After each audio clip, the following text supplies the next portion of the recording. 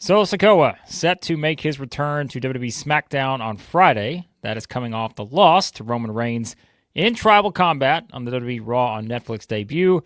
Which that wasn't just any loss, though. It was one that caused Solo to lose the Ulafala, no longer be recognized as the Tribal Chief. And what does that mean for his future? Well, you guys already know what I think about what's going to happen with Solo. We talked about it for many months now as to the way WWE has been playing this up with what could be next for Solo once he eventually loses that defining match to Roman Reigns, and now he's done that. Well, it means it's time for someone to get what they deserve.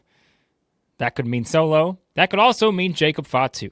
Because if you really think about it, this is what we've been waiting to get to for a while. Really since Jacob Fatu debuted in WWE. We know it was a shocking sort of debut for him to come out, run wild on everyone that he did. What, it included Cody Rhodes, Randy Orton, Kevin Owens, and the way he was made right from the very beginning to look like an absolute beast that was not to be reckoned with. And since then, WWE has done a great job of protecting Jacob Fatu in that same light, right? He's always been the person. Think about the matches he's had with Solo, any of the matches he's had with anyone. He's always kind of been that protected person where they wanted to make sure you understood that when Jacob Fatu eventually hits his downfall, it's going to mean something. It's going to be significant because of the way they have portrayed him to this point. And now is the time where I do think Jacob Fatu is about to get what he deserves with the Bloodline. And what does he deserve? Well, like I said, you go all the way back to the beginning, right? It's all about how he has kind of been the star of this show. Everybody's talked about that. Think about it. Hey, I've said I think Solo Sikoa grew into being such a great leader of this particular group, not because it meant that he was better than Roman Reigns, but because of the role that Solo had to play. He became really good at that because now it's all set up for this huge moment that's going to happen. We know it's coming. We just don't know when it's going to happen. It could come as soon as this Friday on SmackDown, right? When Solo makes his return, and all of a sudden, you think about what Triple H has done to make sure that Jacob Fatu at every single turn has been viewed as this unconquerable sort of monster, right? And so now, everything has changed because Solo is no longer the tribal chief. When he brought in Jacob Fatu and the Tongans, he brought him in for them to follow him as the tribal chief. Well, they're not going to go follow Roman Reigns, but what reason do they have to follow Solo right now, other than the fact that, as we said, Jacob Fatu gets up every morning, the first thing he says is that he loves Solo. We don't know how much he's saying that now. But the thing that's about to happen, in whatever sequence they decide to do it in, is that Jacob Fatu is about to, again, get what he deserves, and that is a prominent spot at the very top, right? We've said it from the beginning. This guy, star power written all over him, and again, this visual, right when they brought him in from the start, they made him look like a badass, and they've not stopped doing that since then. And the thing is, right, if you're going to have that eventual moment, where Jacob Fatu kind of overthrows Solo Sikoa. Like I said, who knows when that comes? Maybe it is soon. Maybe they wait a little bit later. Maybe it's a post-WrestleMania thing. We'll find out, I think, exactly how they're going to do it on Friday, because if you look back at last Friday, they were bringing up all the reasons about how Jacob Fatu and Tama Tonga sort of look like unleashed dogs without Solo Sikoa in the building last week, right? They look like they've turned up the aggression a little bit. That's what commentary said. That's the exact story they're trying to tell us here, is that when Solo's not around, the kids will come out to play. And the kids right now may be the ones that are a little bit stronger than the parent, Solo Sikoa.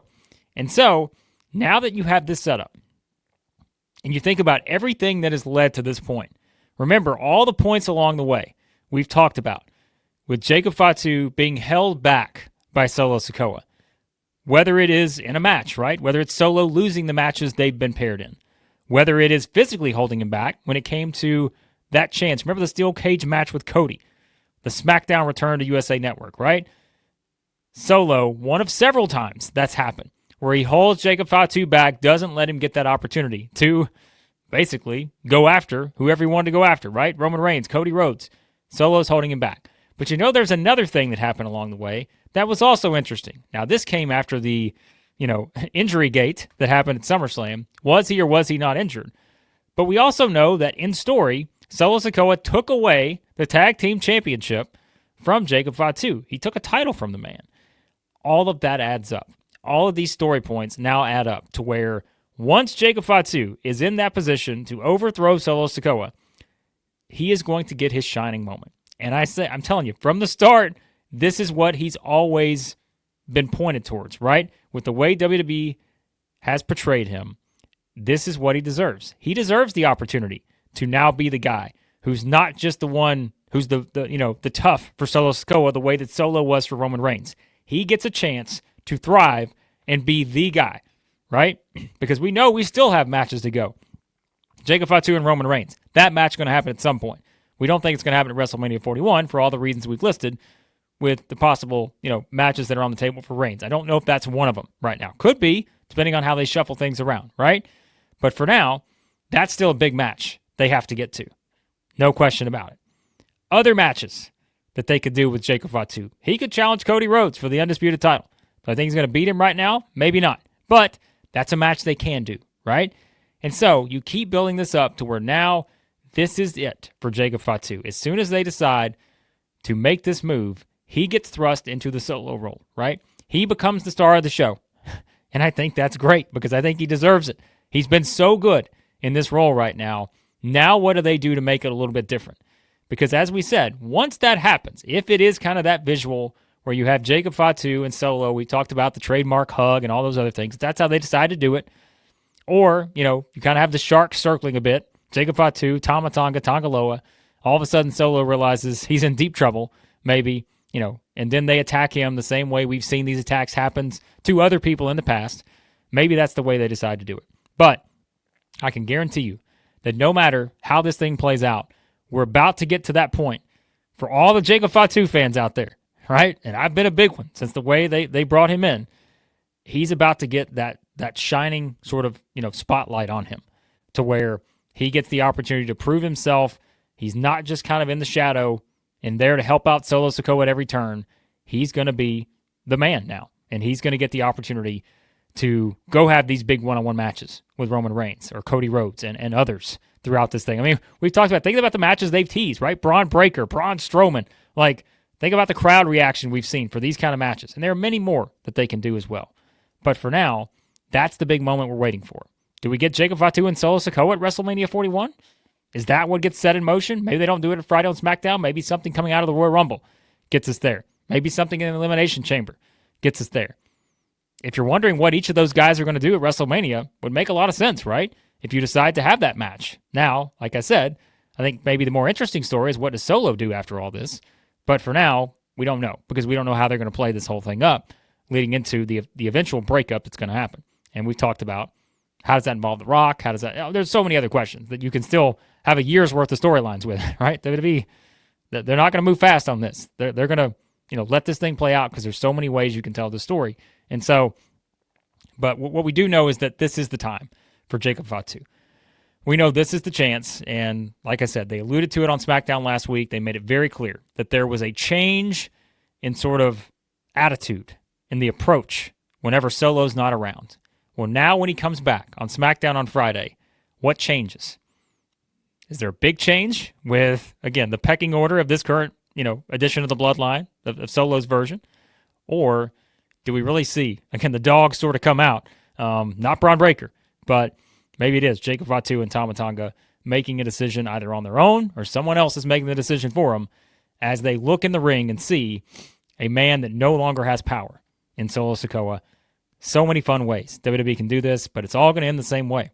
It's going to end with Jacob Fatu kind of being that main event type guy that I think they built him up to being, and I think he deserves it with the way he's pulled off this sort of, bloodline beast type character, right? The backup, but he's more than that. We've seen him as more than that, and now he's going to get a chance to prove it, I think, once they decide to take this big step with the bloodline and figure out how they want to navigate it moving forward. But you guys let me know what you think.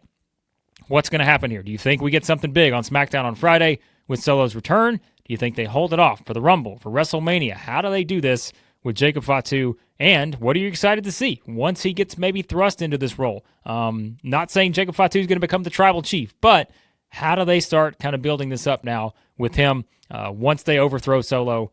How do we get there? Like, how many big matches do you want to see with Jacob Fatu? Give me your rankings of your opponents. All this stuff.